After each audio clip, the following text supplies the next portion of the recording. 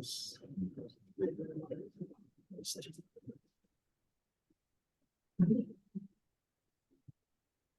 Entonces, estas son las cuatro, la unidad 1, las cuatro lecciones, las lecciones rompehielo, cómo nos llegó la Biblia, de dónde salió la Biblia, cuál es su contenido y quién es el autor de la Biblia. ¿Sí? Digamos que, ¿por qué son rompehielo? Porque de alguna manera, bueno, tienen varios objetivos. Preparan la mente del oyente para lo que viene. En segundo lugar, son lecciones donde utilizamos evidencias, algunas científicas, para usarlas. ¿Qué se fue? A ver.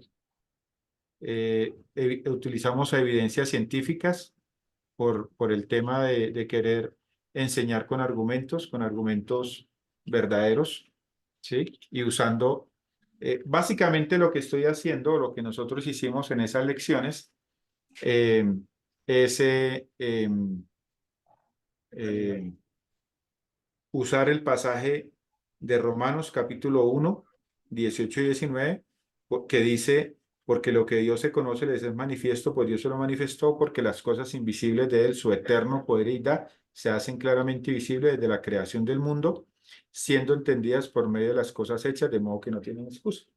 Entonces, esa era la tareita que usted tenía, leer estas lecciones y, pues, si tenía inquietudes, escribirlas, ¿no? Voy ahorita volvemos a ellas, pero quiero mostrarles algo acá muy importante.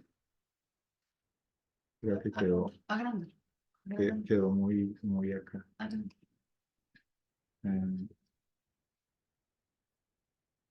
Acá. Vamos a ir a leer.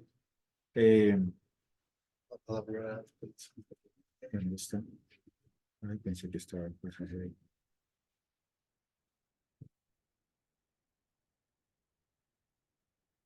Ahí. Y voy a colocar esto. Mateo 13.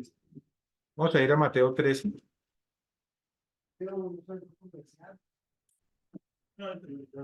Voy a buscarlo acá. 18.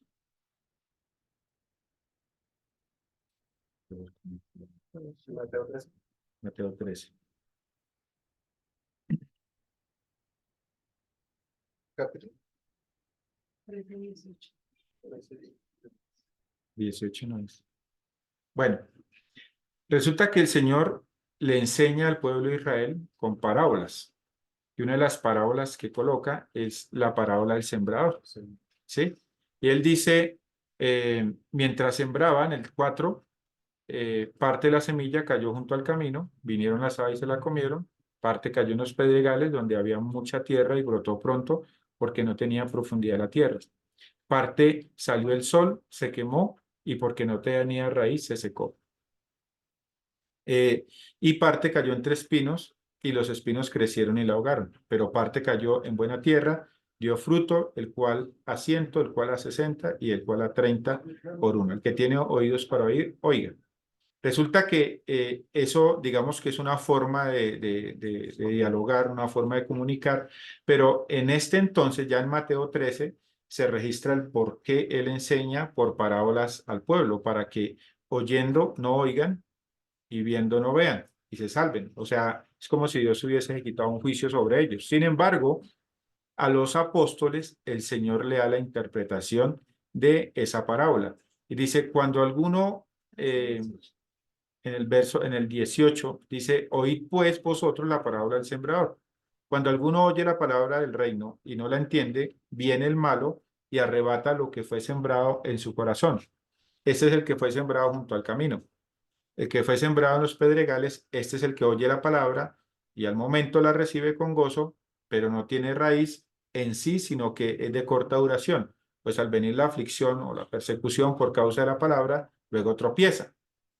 El que fue sembrado en los espinos, este es el que oye la palabra, pero el afán de este siglo y el engaño de las riquezas ahogan la palabra y se hace infructuosa. Mas el que fue sembrado en buena tierra, este es el que oye y entiende la palabra y da fruto y produce al 100, al 60 y al 30 por uno. ¿Listo? Él mismo explica ahí eh, eh, que la semilla es la palabra del Señor, ¿verdad? Entonces, es de nosotros también buscar el entendimiento de dicha parábola de una forma un poquito eh, con sentido, con razón, con un poquito de lógica. Entonces, aquí yo les hice, aquí yo no, aquí les hicimos, no yo, pero aquí tenemos una figura de más o menos una evaluación de lo que es la parábola, ¿cierto? Eh, Dice que parte cayó en el camino, ¿cierto? Podemos acercar un poquito, dice que parte cayó en el camino, y es interesante que esa parte que cayó en el camino, dice que oye, no entiende y viene Satanás, Es el que oye. ¿sí? Ahorita vamos a unir todos esos pensamientos en lo que queremos hacer. El que cayó en pedregales dice que también oye. El que cayó en espinos dice que también oye. Y el que cayó en la buena tierra también oye. Lo cual, por lo menos, me alcanza a decir que el sistema de evangelización, como lo tengo abajo en la figura, es un proceso de comunicación. No sé si me hago entender cómo conecto la analogía con el proceso de comunicación. Dice que oye, oye, oye y oye, ¿sí? El primero dice que no la entiende, ¿cierto? Y el último dice que entiende, por así decirlo. De hecho, los otros dos algo reciben, ¿sí? Lo cual está hablando de información, aunque la analogía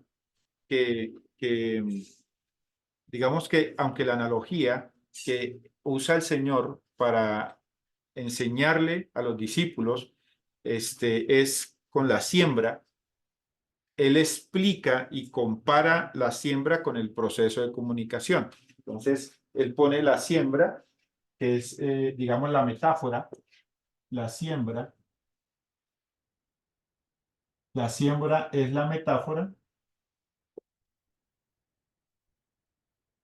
pero en la explicación, este proceso de sembrar es un proceso prácticamente de evangelizar,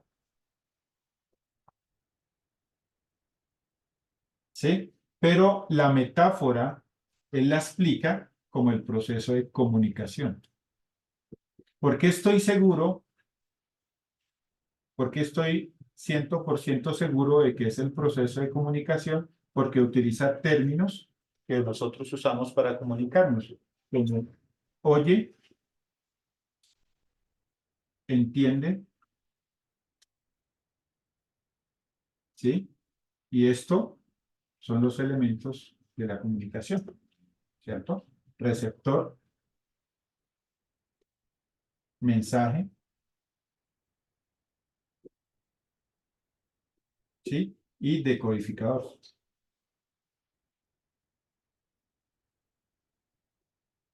O elementos de entendimiento. Si la palabra decodificador es muy compleja, usted puede colocar elementos de entendimiento o elementos de conexión, ¿sí? Eh, por ejemplo, yo oigo, si yo puedo oír es porque tengo la capacidad de oír, ¿sí? Y tiene que ver con el tema de los sonidos, ¿sí? Debo tener el sistema auditivo, recibo sonidos y mi mente decodifica dentro. Si es habla, si es música, si es un ruido, si es algo para ponerme alerta, mi mente decodifica pues esa señal, ¿cierto? Entonces, fíjense que está hablando de comunicación. La metáfora me está hablando de comunicación. Entonces, en la parábola del sembrador, volviendo al tema de la parábola del sembrador, eh,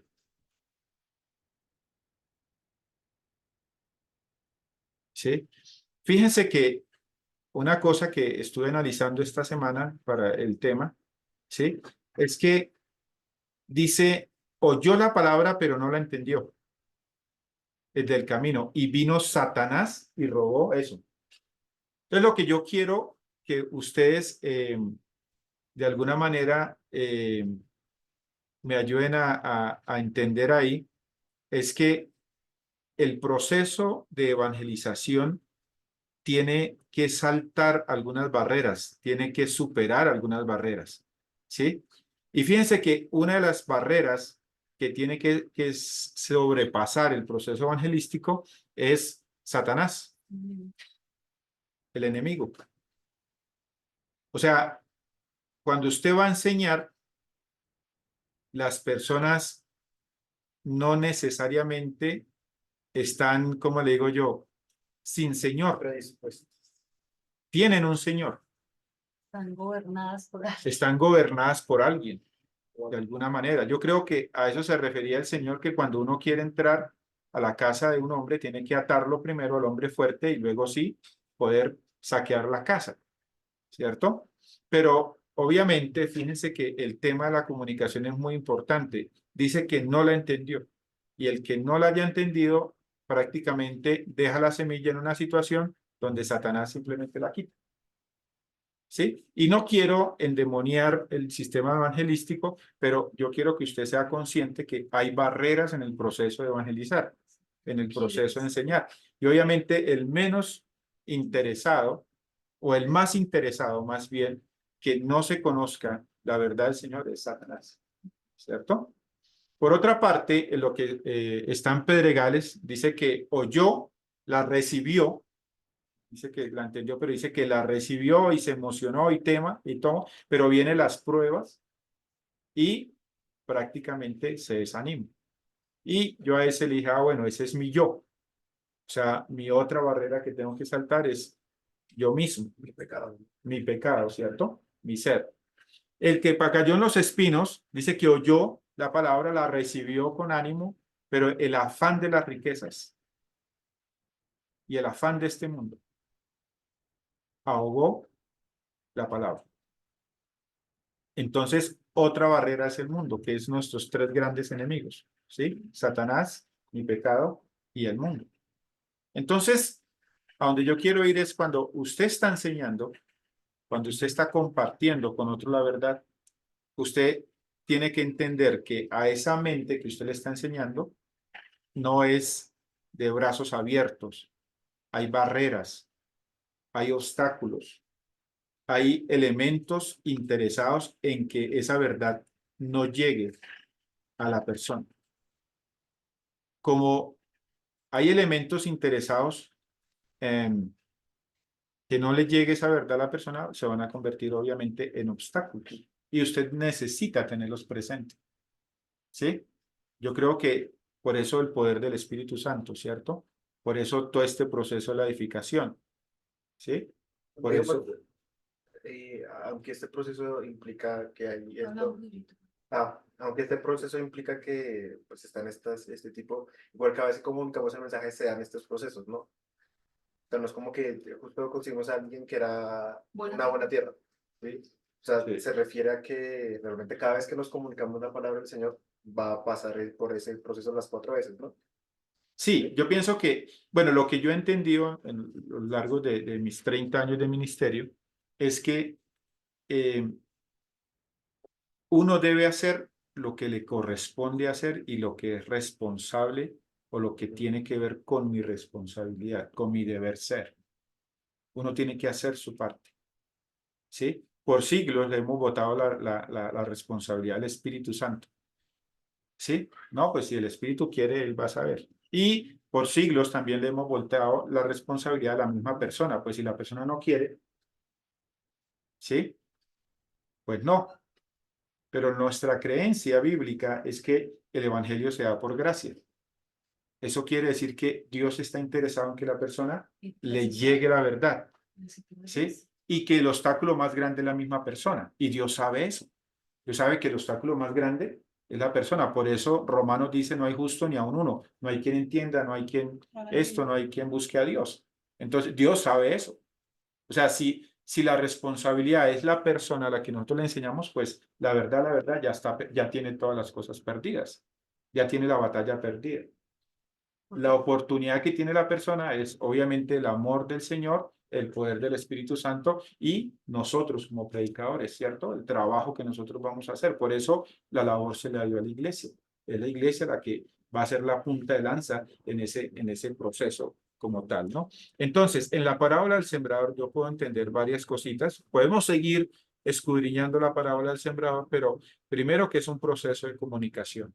Y en ese proceso de comunicación existen obstáculos, barreras para transmitir correctamente el mensaje. Y otra cosita importante es que es necesario que la persona entienda. ¿Sí? En el último, la buena tierra dice, el que oye y entiende y da fruto. Mi trabajo, entonces mi papel es hacer todo lo posible, lo que es mi deber ser. No le voy a quitar el trabajo al Espíritu Santo, ¿cierto? No estoy diciendo que somos el Espíritu Santo, sino que tenemos una responsabilidad y que en medio de esa responsabilidad, pues debemos ser realmente lo suficientemente diligentes para que ese mensaje le llegue claramente a la persona. Como lo dirían en las enseñanzas, ¿no? Hay que colocar los dulces donde los niños los puedan Como- coger, ¿cierto? O sea, uno tiene que hacer su trabajo, ¿sí? Y obviamente por eso hablamos del cronológico. Dime, Tengo una Daniel. pregunta. ¿Eso solo se refiere a la evangelización directamente o también a la administración de la propia persona en Cristo? Bueno, como estamos, el curso de evangelización, Sí.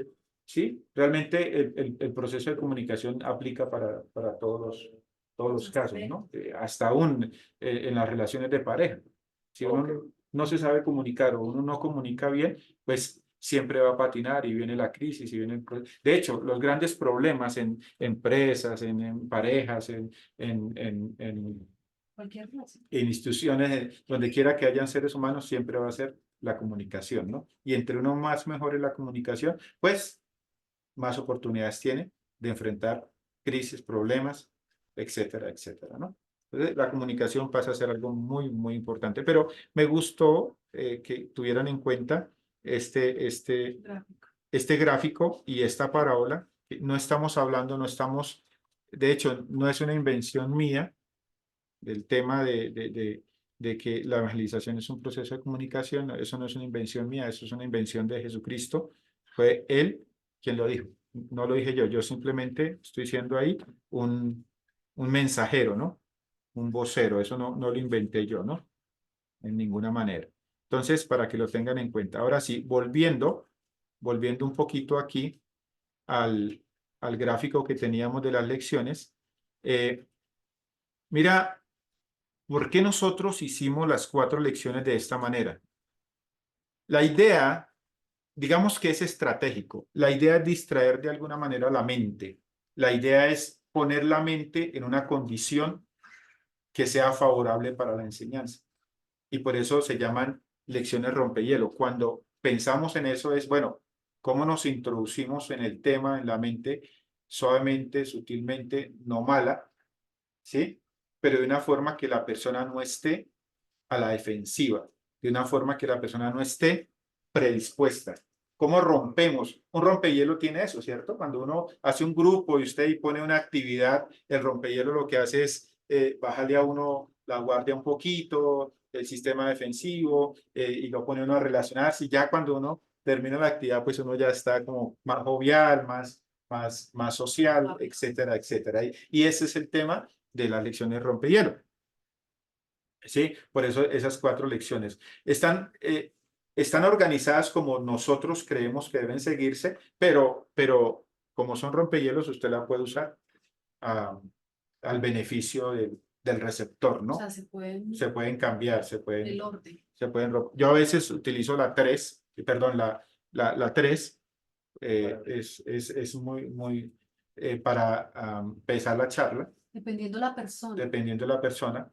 A veces utilizo la 3 y a veces utilizo la 1, ¿sí? Parece muy importante, ¿sí? Entonces, usted la puede usar como quiera. Pero yo le voy a contar por qué la lección 1, 2, 3 y 4. Resulta que la lección 1, la primera instancia, el objetivo de la lección 1 es sacar la mente del oyente de su contexto histórico. Resulta que nosotros, obviamente, solo tenemos la visión de nuestra historia que está a nuestro alrededor. Y lo que usted hace es usar todo lo que se ha descubierto, lo que hay, lo que se ha estudiado del ser humano en la historia, y simplemente eh, sacar a la persona. Es como, voy a dejar de compartir aquí un momento para explicarles un poquito lo que va a ser la lección número 1. Es como si usted, Usted conecta con esta parábola. sí, Básicamente la gente está como en el camino, ¿no? Entonces, las lectores normalmente lo que hacen es, la persona está aquí, ¿sí? Y pues solo mira a su alrededor, lo que alcanza a ver, ¿cierto? Solo se relaciona con lo que está a su alrededor, lo que alcanza a ver. ¿Qué es lo que hace la lección 1? Pone la persona arriba en la historia para que pueda ver el cuadro más grande, La única historia no ¿sí? es la nuestra. Y eso lo saca del ensimisma, no sé cómo decir esa palabra, de uno se ensimisma, de una visión un poquito limitada de él, y lo pone en la parte grande de la historia. Entonces, como lo pone en la parte grande de la historia, usted no lo ataca, sino usted simplemente lo saca. Y eso es lo que hace la lección. Uno saca a la persona, históricamente hablando, de su comodidad histórica y la pone un poco más arriba. Y al ponerla más arriba, la pone a mirar otros ángulos.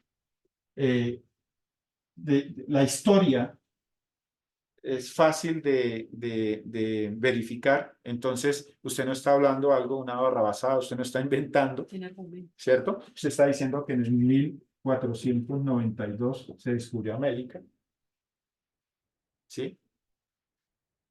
Usted está diciendo que el Imperio Romano y la Iglesia empezaron como junticos en el siglo V con Constantino, ¿sí? Usted está hablando que en la historia de la humanidad el periodo de tiempo del siglo V al siglo XV es la Edad Media, Y lo que sucedió.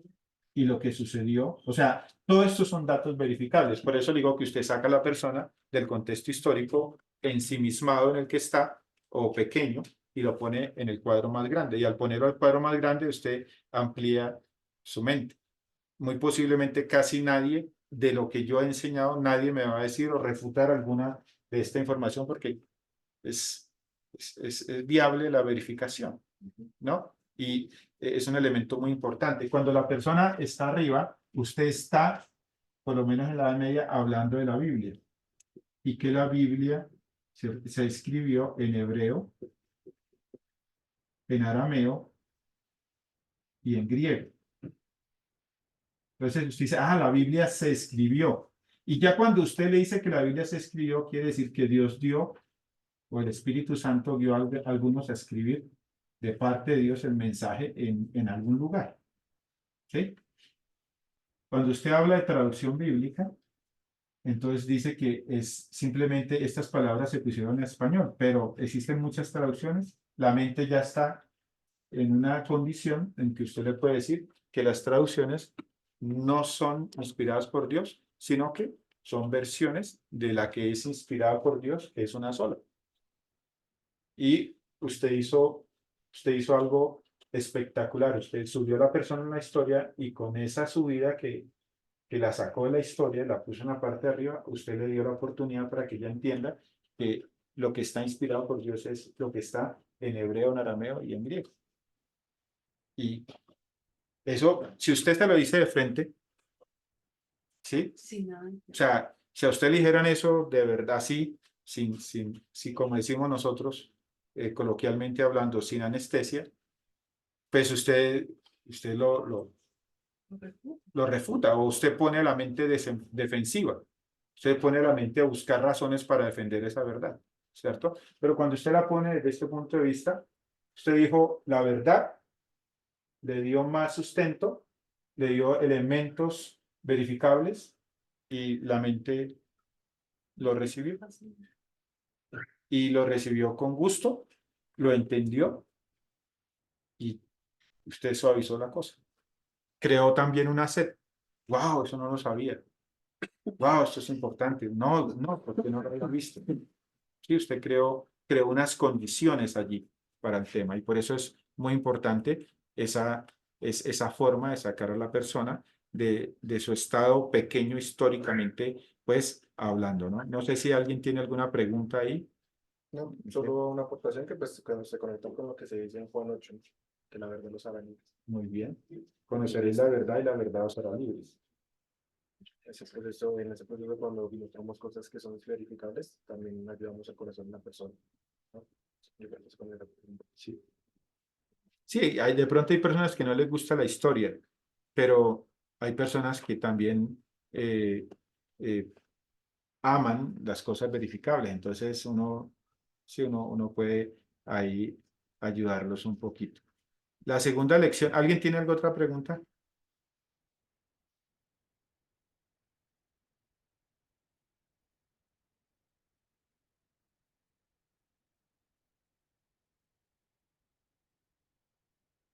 Muy bien.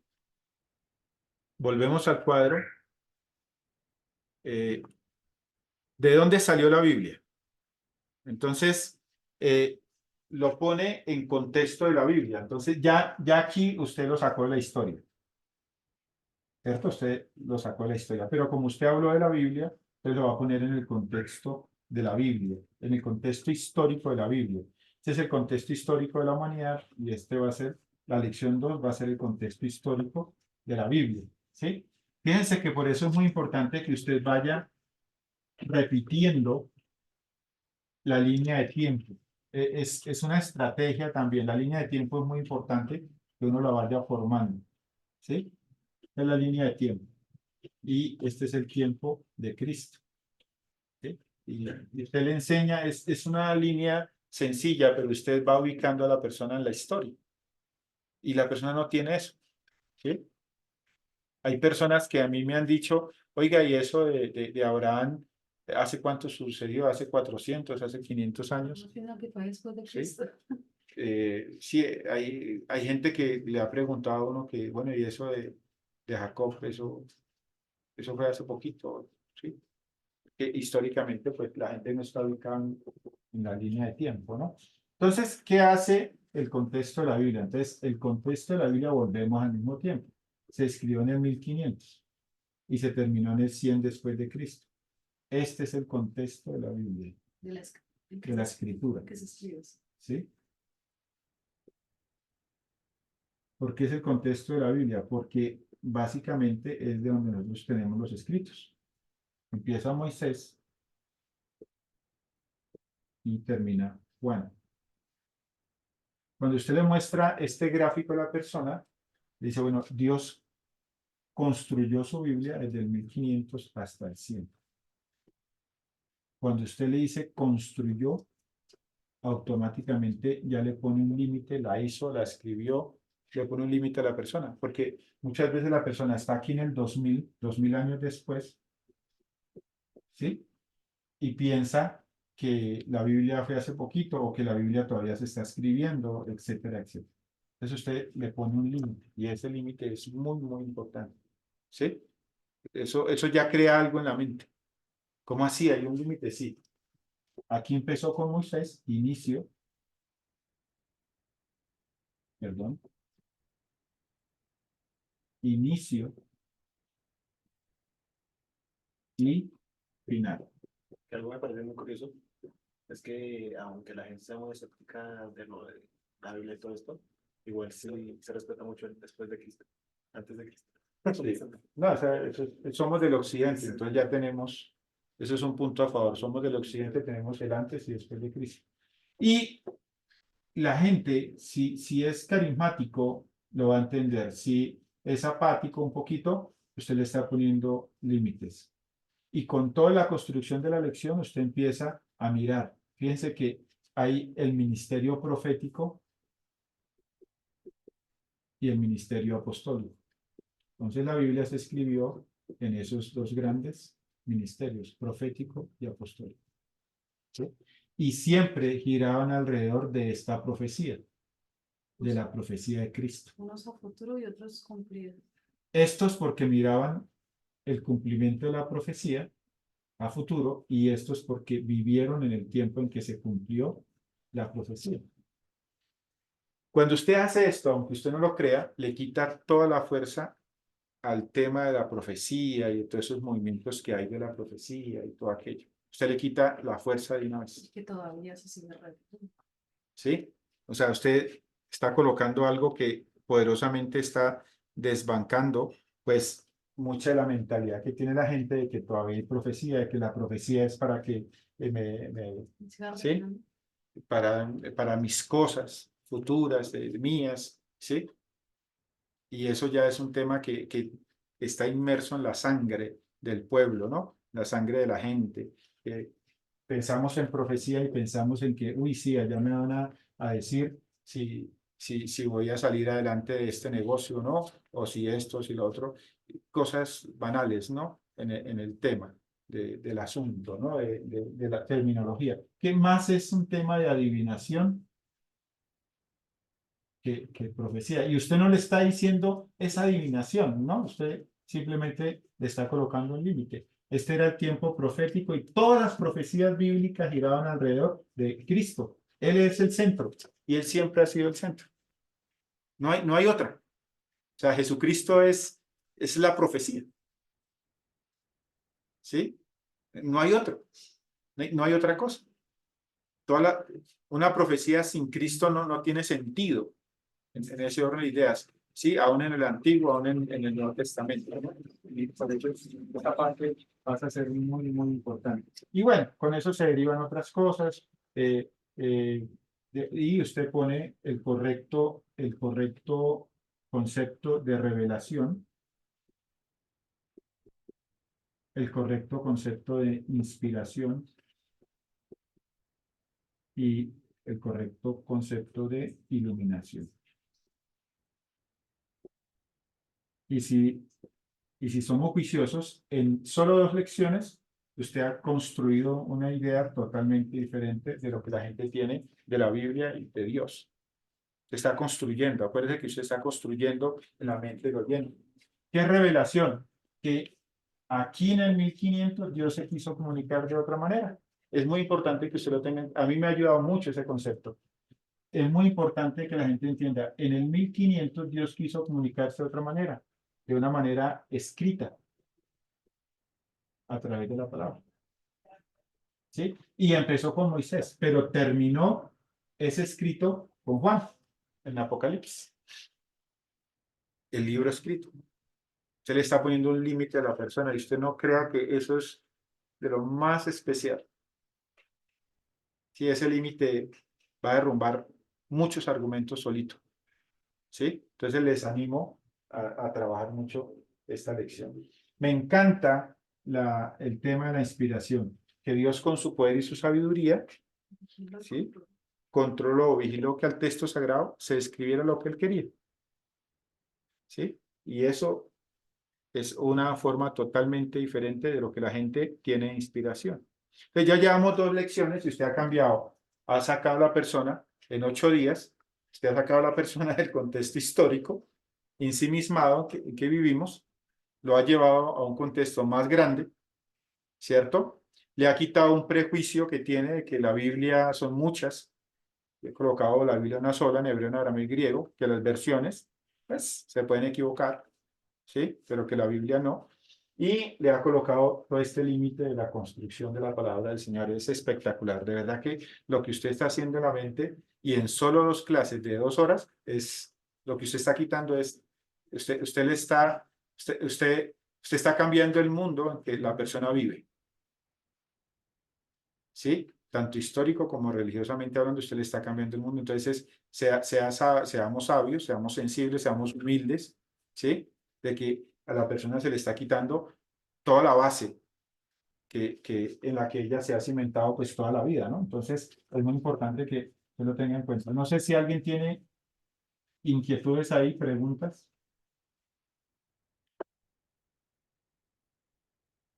Me hace curioso que se comience a escribir desde el 1500, porque también implica que como son un pueblo, pueden guardar las escrituras. ¿sí? Porque antes de eso aún no se consideran un pueblo como tal, solo están los egipcios y todos son esclavos, ¿no? En Egipto ya estaba el pergamino, ¿no? Entonces solo hasta ese momento era válido o posible comenzar a guardar la escritura como históricamente, porque si va a pasar por el pueblo. ¿Sí? Pues me parece. Pues, Sí. Y la demás información pues está ahí en la lección, ¿no? Que usted puede irla colocando, ¿no? No sé si alguien tiene preguntas, inquietudes.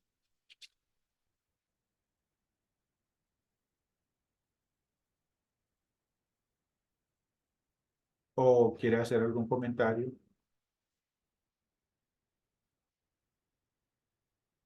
Listo. Seguimos. ¿seguro que lo están pudiendo escuchar? Porque no, ¿Sí me escuchan? ¿Ahí me están escuchando? Sí. o no, nosotros escuchamos ahí. ¿Sí me están escuchando? Sí, señor, sí. Escuchamos. Ok, Sí, señor. sigamos. Escuchado todo. Sigamos con la lección. Listo. Entonces ya llevamos. ¿Cuál es su contenido? Entonces, ¿cuál fue la intención de esta lección?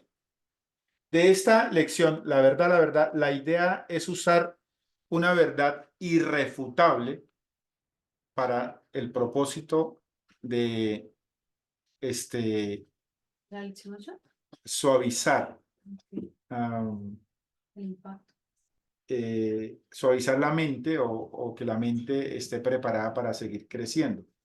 ¿Sí? Y obviamente en el contexto legal estamos hablando No estás compartiendo pantalla. de la muerte. Vamos a esperar un momentico acá.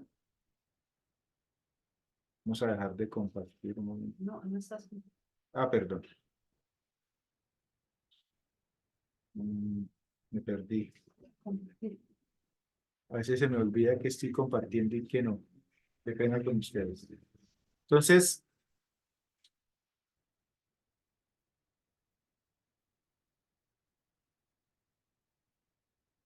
Eso es. me perdí, dicen por ahí. Mm, Eso. Aquí. Ujú. ok. Eso. Estamos en el 3, que es su contexto legal. Entonces, lo que yo estoy diciendo es que vamos a usar una verdad irrefutable, ¿sí? Sin precedentes Todo que la otra. y sobre todo que se convierte en una necesidad de la gente aprender a manejar esto, ¿sí? Y esa necesidad irrefutable es la muerte. Ese problema irrefutable es la muerte. Y nadie te va a contradecir frente a la muerte, ¿sí? Nadie va a decir algo que no existe, o no nos vamos a morir, o no, solo se mueren los ricos, perdón, los pobres, ¿sí? O que los ricos pueden hacerle el quite a la muerte o ese tipo de cosas, ¿no? Entonces, no va a ser así porque eso es una verdad que es aplicable a todos los seres humanos, no importa la cultura que sea. Y yo la utilizo como rompehielos para preparar la mente del oyente. ¿Sí? Todos vamos a enfrentar la muerte. El problema es lo que sigue, el más allá. ¿Sí?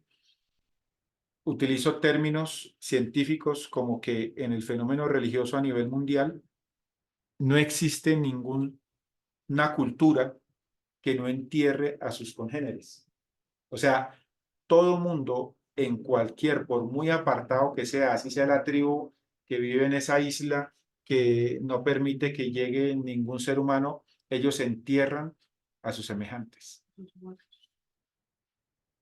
Y es porque históricamente la humanidad presiente tiene como una información eh, eh, intuitiva de generación en generación que existe algo más allá de la muerte. ¿Sí? Seamos humildes con esta lección también, porque acuérdense que las personas tienen seres amados que se le han muerto. ¿Sí? Nos ha pasado que nos falta el que es insensible y dice, no, y si se murieron, se fueron para el infierno. No, eso es ser insensible, eso es ser grosero, ¿no? En el proceso de comunicación usted ya, ya desanimó a la persona en el proceso. No, seamos sensibles, que perder a alguien incrédulo es algo muy duro. Y lo digo porque yo perdí a mi papá y no le pude enseñar nada, ¿sí? Y eso es duro en el proceso. Ahora, ¿qué va a hacer Dios? Es una cosa. Yo tengo información de la palabra del Señor, pero seamos sensibles, ¿no? No hay que ser groseros en el proceso. Pero también seamos humildes que usted no ha ido al más allá y utilice eso, utilice las evidencias, la realidad, las verdades para abrir espacio a la palabra. Usted no ha ido al más allá, así que usted no puede asegurarle a alguien que se va a ir al cielo, por ejemplo. O sea, usted no puede hacerlo. Que la Biblia lo haga es una cosa, pero que usted lo haga no. O sea, usted no ha ido a ese lugar. ¿Sí? Hay personas que dicen que han ido a ese lugar y que han vuelto. Bueno, eso contraria algunos principios bíblicos, ¿sí? Escriturales, ¿no? Entonces, yo simplemente lo utilizo como elemento como elemento para que la persona sopese, ¿sí? Porque existe la versión secular de la muerte y la versión religiosa de la muerte. En este caso, usted le puede decir, en cuanto a la versión religiosa, pues yo voy a cimentarme en lo que dice la Biblia en cuanto a la muerte. ¿Sí? Ahora, ¿por qué lo pongo en estas dos líneas, secular y religiosa? Porque en lo secular la ciencia dice que somos energía y la energía no se destruye sino se transforma y que usted es polvo y que ahí no sigue nada. No hay nada más después. Científicamente hablando, aunque ya últimamente la ciencia está cuestionando esto, pero sencillamente después de la muerte no hay nada. No lo sabemos.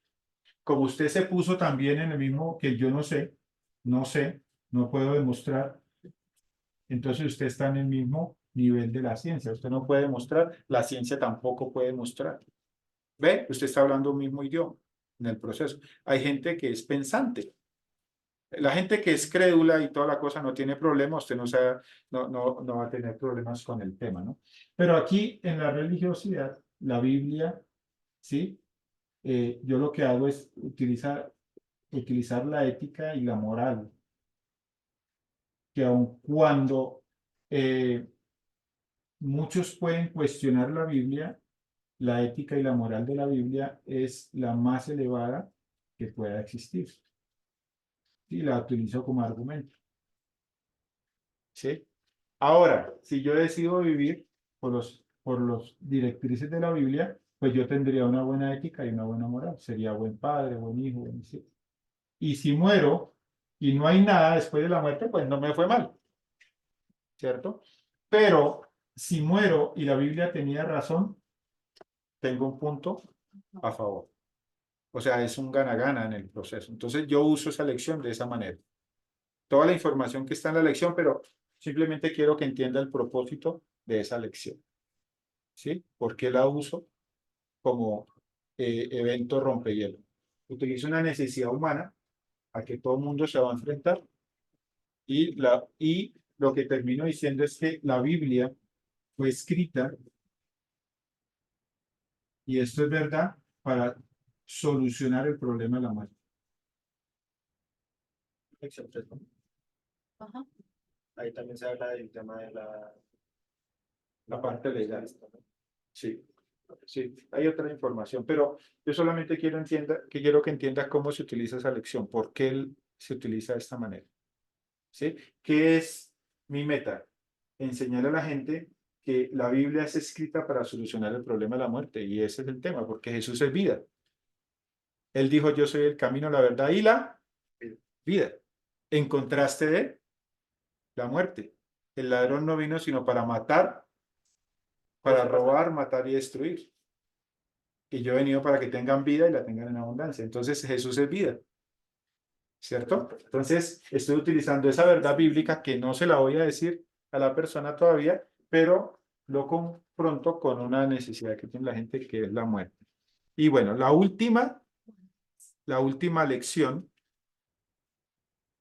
creo que no estoy compartiendo. No.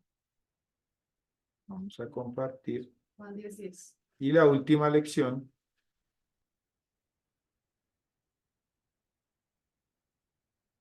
digamos que pongo a la persona en contexto cosmológico, o sea, del cosmos. De Dios. Nos llevó al lugar de Dios. Acuérdense que estamos hablando de la Biblia, de dónde salió, cuál es su contenido, cómo se formó, quién es su autor. Y prácticamente la Biblia es una biografía de Dios, es la historia de Dios con el hombre. ¿Sí? Como es la historia de Dios con el hombre, yo vuelvo a usar Romanos capítulo 1, versículos 18 y 19, que lo que Dios se conoce a través de lo que Él creó. Entonces, utilizo lo que el hombre ha descubierto del universo y pongo en contexto a Dios y enseño Dios eterno. ¿Qué significa eterno? Que si este es el universo, no es infinito como algunos dicen, sino que Dios está por encima del universo. Deja de compartir para que vean tu tablero. Ah, perdón. Voy a dejar de compartir. Un momentico. Que si el universo, que si este es el universo, todo este es el universo, nuestra galaxia y las galaxias que el hombre ha descubierto y toda la cosa, Dios está por encima del universo. Por eso es eterno. Eso quiere decir que Dios pues no tiene un cuerpo y esto deja la mente lista para cuando usted le vaya a enseñar en la creación visible que fue creada a imagen y semejanza del Señor. Dios es espíritu. Porque usted lo saca. ¿Sí? Usted automáticamente saca a la persona del sistema de la Tierra, del geocentrismo y lo pone en el mundo como tal. Fíjense que estas lecciones lo que hacen es sacar la mente de la persona y llevarla más allá.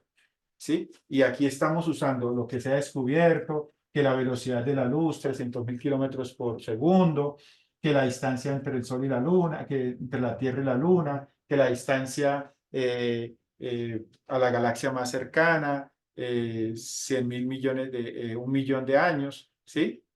Luz.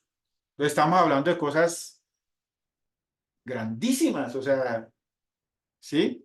O sea, no estamos hablando de algo pequeñito, estamos hablando de algo muy grande, ¿cierto? Que atravesar la galaxia Vía Láctea nos demoraríamos 100.000 años, de un lado al otro, ¿sí? Que salir de la galaxia de la Vía Láctea y pasar a Andrómeda, que es la siguiente galaxia, me demoraría eh,